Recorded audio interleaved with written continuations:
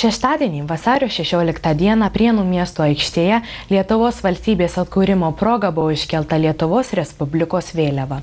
Patriotiškai nusiteikę žmonės kartu su mišriuoju choru Šilas giedojo Lietuvos himną ir Lietuva brangi. Vėliau visi buvo kviečiami į kultūros ir laisvalaikio centrą, kur vyko šios dienos minėjimas. Vasario 16 primena mums lietuviams visas Lietuvos laisvės kovas, simbolizuoja nepriklausomybės metų pasiekimus. Minėdami nepriklausomybės atkūrimo dieną, mes turime pakankamai motyvų pamastyti apie savo senelių politinę kultūrą ir jų drąsą, parenkant kelią lietuvių tautai Europos žemyne bei pasaulyje. Ką žinote apie vasario 16-ąją? Vasario 16 tai yra pati didžiausia Lietuvai šventė ir ji minima kiekviename mieste, kiekviename miestelėje, kiekvieno namuose. O ar iškėlėte savo namuose vėliavą? Taip, man nereikia kelt prie savo namų, kadangi yra daugiabutis, bet yra įpareigotas butūkis, kuris iškėlė. Deja, reikia pasakyti, kad ne visi laikosi šitos tradicijos ir kai kuriuose namuose nėra iškeltos vėliavos valstybinis. Tai manot, kad yra žmonės per daug abejingi šiai šventai? Ne, gal ne tiek abejingi šventė, bet kai kas neturi vėliavų, o kai kas ir nebūna namuose. Tačiau yra kaip yra. O kaip jūs švenčiate šią šventę? Minėjimas, po to kultūros centre minėjimas, dabar vėliavos pakilimas ir iš ryto važiuoju į miestą, pasižiūrau, ar tvarka, ar viskas, tai tiesiog man pusiau darbo diena. Ar iškėlėte savo namuose vėliavą? Be abejo, visur, Šaulių namuose visur iškėlėm. O kaip švenčiate šią šventę? Kaip ir visi, džiaugsmingai. O ar nemanot, kad žmonės yra per daug abejingi šiai šventai? Nu, kas visą laiką suinteresuotas, tas iškels, tas ir švęs, o kas abejingas, jis visada abejingas bus.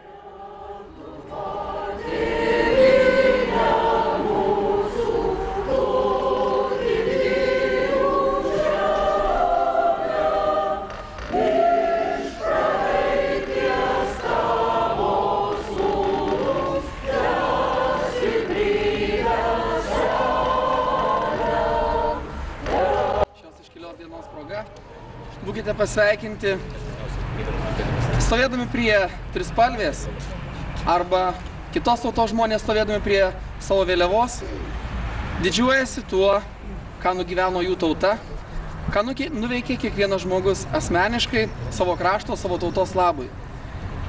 Ir turbūt šiandieną mes galėtumėm kalbėti apie didžias valstybės arba ir apie tą pačią Lietuvą, kuri 14 amžiuje buvo pati didžiausia Europos valstybė. Nežiūrint į jos dydį, vertybės turėjo išlikti ir aš tikiu, kad mūsų širdyse išliko tos pačios. Esu įsitikinęs, kad trispalvė vėliava ne tik sudaro galimybę didžiuotis, bet ir įpareigoja mus visus. Gyventi taip, kad ir šiandien, ir rytoj, ir poryt, ir mūsų vaikams ir vaikaičiams būtų apie ką gražiai ir dorai kalbėti. Geros gražios šventės jums. O kaip jūs švenčiate šią šventę? Nu, atėjom pasižiūrėti, dainos choristai Prienų, himną. Jo, ir mes taip pat. Pasivaikščiojom. Per televizorių žiūrėjom. Renginių. Mišes žiūrėjom. Liepos rištą. O ar iškėlėte savo namuose vėliavą? Taip, tenai. Taip, iškėlė. Na, tai ypatinga diena. Lietuvai ypatinga diena visiems mums Lietuvos valstybės atkūrimo diena.